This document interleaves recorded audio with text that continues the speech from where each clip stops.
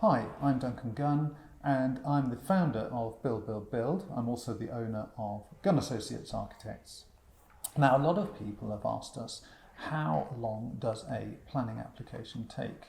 Which is a very simple question because there is legislation which tells you exactly that. Now, it goes without saying, of course, that there is time before you put your planning application in to put your drawings and documents together and so on. Now, whether that's for your own home and you're extending your loft or side extension, kitchen extension, granny annex, garden office, doesn't matter. You need some documentation to put together. So allow a certain amount of time for that.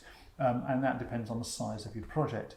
But once your planning application has been validated, and validation means that the council has checked that the documents that you've put in are sufficient for the application to be understood, then for a minor development you will have 8 weeks is the statutory time which the council has to what they call determine your application. In other words, to decide it.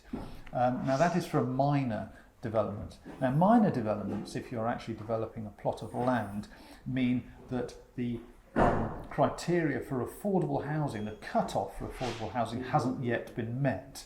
Now the National Planning Policy Framework allows that to be 10 flats or 10 houses or under. Now if you're above that threshold, your development turns into a major development, and then the local planning authority has 13 weeks statutory time in which to determine your application. Now on both of those they can request from you an extension of time, and they often will, certainly on the major applications. You may have heard in the press certain large developments have taken a year or years even to get their planning permission, and that's because the local planning authority will have asked for extensions of time, which you, as if you are a developer or a landowner, you shouldn't really unreasonably withhold, because if you don't allow it, they'll only refuse your application, and then you're down into the realms of making another application or an appeal.